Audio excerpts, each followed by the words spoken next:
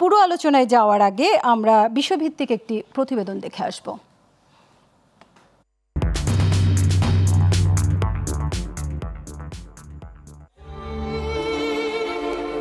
শতাব্দীর অন্যতম নিষ্ঠুর এক ভিডিও চিত্র।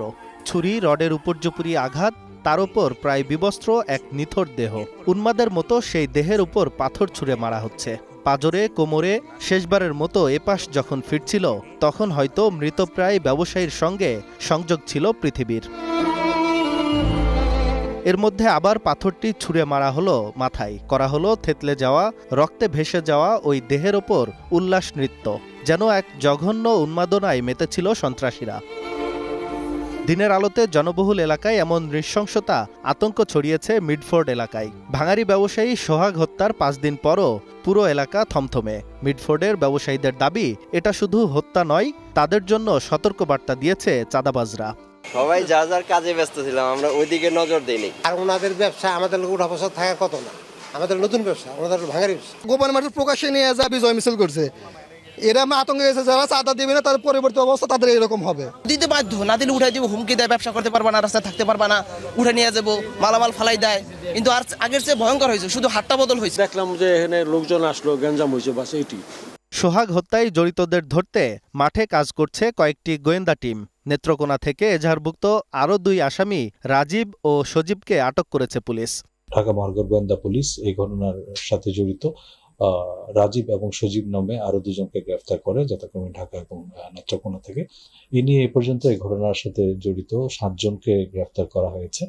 এদিকে স্যার সলিমুল্লাহ মেডিকেলের শিক্ষার্থীরা সোহাগ হত্যার প্রতিবাদে ও নিরাপত্তার দাবিতে সাময়িক শাটডাউন কর্মসূচির ঘোষণা দিয়েছে। আমরা চাই আমাদের ক্যাম্পাসটা যেন সিকিউর থাকুক। হসপিটাল এরিয়াতে 1 নম্বর গেট থেকে 3 নম্বর গেট পর্যন্ত কোনো ধরনের অবৈধ স্থাপনা থাকা যাবে না। কমপ্লিট শাটডাউন ঘোষণা করছে, আমরা ক্লাস এবং পরীক্ষা সব পরিহার করছি।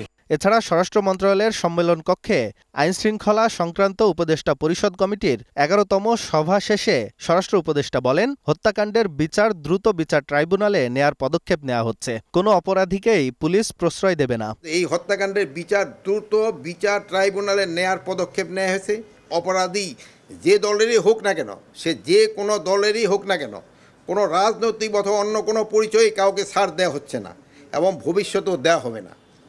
কোনো অপরাধীকে পুলিশ প্রশ্রয় দিবে না।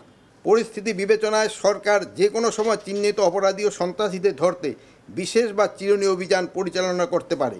এক্ষেত্রে সাধারণ জনগণ সহ সকলের সহযোগিতা একান্তভাবে কাম্য। নির্মম এই হত্যাকাণ্ডের পর এলাকায় পুলিশের তৎপরতা বেড়েছে। মিডফোর্ড এলাকার ফুটপাতে ভাসমান দোকানগুলোতেও অভিযান চালাচ্ছে পুলিশ। আঞ্জাম খালেক, গ্লোবাল টেলিভিশন, ঢাকা। দর্শক, আমাদের আরেকজন অতিথি আমাদের মাঝে এসে উপস্থিত হয়েছেন, বিএনপির vice chairman doctor Asaduzzaman Ripon. আপনাকে স্বাগত জানাচ্ছি। আমরা প্রতিবেদনটি দেখলাম। আমি প্রথমেই রাজিকুজ্জামান রতন, আপনার কাছে একটা কথা জানতে চাইব। আপনি একটা কথা বলেছেন, বারবার ফ্যাসিস্টের বিদায় হলেও আমরা এই দেশ থেকে ফ্যাসিবাদ দূর করতে পারছি না। এই কথাটি ঠিক এই মুহূর্তে কাকে আপনি ফ্যাসিস্টের সাথে তুলনা করছেন? আমি ফ্যাসিস্টের সঙ্গে তুলনা করছি না, তুলনা করছি ফ্যাসিবাদী একটা পদ্ধতিকে। ফ্যাসিবাদ একটা পদ্ধতি, আর সেই পদ্ধতি যারা প্রয়োগ করেন তারাই ফ্যাসিস্ট হয়ে ওঠেন। আমরা গত বছরের জুলাই অভ্যুত্থানের মধ্য দিয়ে আগস্টে যে আওয়ামী লীগের ফ্যাসিবাদী শাসনকে আমরা অবসান ঘটালাম, আওয়ামী লীগ গেল, কিন্তু যে প্রক্রিয়া পদ্ধতিগুলো ছিল তার কি খুব বেশি পরিবর্তন হলো? সেই প্রশ্নটা আমরা দেখতে চাই। ঠিক একই ঘটনা আমরা যদি তুলনা করি, আমরা 90-এ রিপন ভাইরা সহ তখন আমরা একসঙ্গেই ছাত্র আন্দোলন করেছিলাম। আমরা এরশাদকে ক্ষমতা থেকে হটিয়েছিলাম, কিন্তু যে আইন, যে বিধিবিধান, যে ধরনের কালাকানুন দিয়ে এরশাদ ক্ষমতা পরিচালনা করতেন, সে আইন বিধিবিধানগুলোকে পাল্টানো হয়েছিল।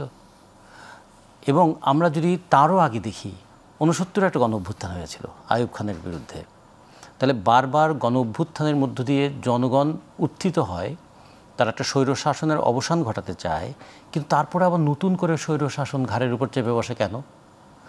সেক্ষেত্রে আমরা বলছি যে ব্যক্তির পরিবর্তন হলেও যদি পদ্ধতিটা পরিবর্তন না হয়, তাহলে কোনো না কোনো ফর্মে আবার সেই বিষয়গুলো ফিরে আসে। যেমন ছোট্ট একটা কথা বলে আমি আমার এই অংশটা শেষ করতে চাই। আপনারা বলেছেন যে চাঁদার চাপে, হ্যাঁ, আসলে চাঁদা কথাটা কিন্তু খারাপ নয়, কিন্তু এটা বলা উচিত ছিল, এক্সটর্শনের বাংলাটা হওয়া উচিত ছিল যে জোর করে টাকা আদায়।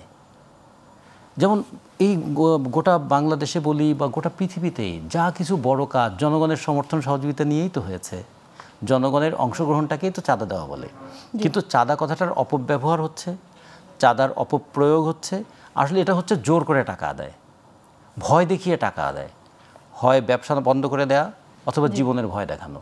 তাহলে এটাকে আমরা বলতে পারি ভয় দেখিয়ে টাকা আদায়ের চাপে পড়েছে কিনা। যে আমরা যেটা দেখলাম গত কয়েকদিনের ঘটনা, এবং একে বিল্ডার্সের একটি ঘটনা আমরা আজকে দেখলাম প্রথম আলোতে প্রকাশিত হয়েছে। সেখানে কিন্তু বলা হয়নি যে আমাদের এই প্রোগ্রামের জন্য আপনি আমাদেরকে সহযোগিতা করুন, সে বলেছে যে এই 5 কোটি টাকা না দিলে তোকে ব্যবসা করতে দেবো না।